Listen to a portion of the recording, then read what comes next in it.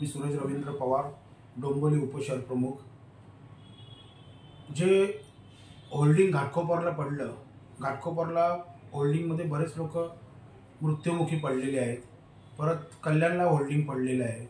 तर आता हे अनधिकृत होल्डिंग आणि अनधिकृतरित्या पास करून घेतलेले होल्डिंग जे कोणी वरिष्ठ लोक लावतात, ते मॅनेज करतात काही लोकांना आणि ते होल्डिंग लावण्यात येतात, ते आम्ही निवेदन पास करणार आहे याच्या मागे की जेणेकरून ते होल्डिंग कुठल्या जनतेच्या आणि घरांच्या आणि बिल्डिंगच्या आजूबाजूला न लावता कुठे दुसऱ्या शेताबितामध्ये लावलं तर तिथे हानी होणार नाही। हायवेला लावतात तर हानी होत नाही, पण जेणेकरून होल्डिंग आपल्या स्टेशनला बघा किती ठिकाणी होल्डिंग असतात, कुठल्या झोपडपट्टी असेल तिथे होल्डिंग असतात। ते होल्डिंग तिथे असल्यामुळे संभाव्य धोका तो टाळता येत नाही आणि एका होल्डिंगचं वजन मिनिमम 5 ते 10 हजार टन असतं। त्या होल्डिंग पडल्यानंतर अक्षरशः भिंती कोसळू शकतात, माणसं चिरडून मरू शकतात।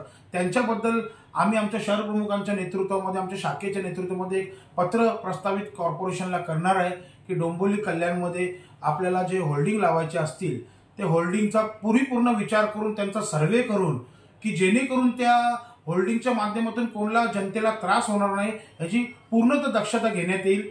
ही कळकळीची विनंती आमची त्या पत्राच्या माध्यमातून असेल।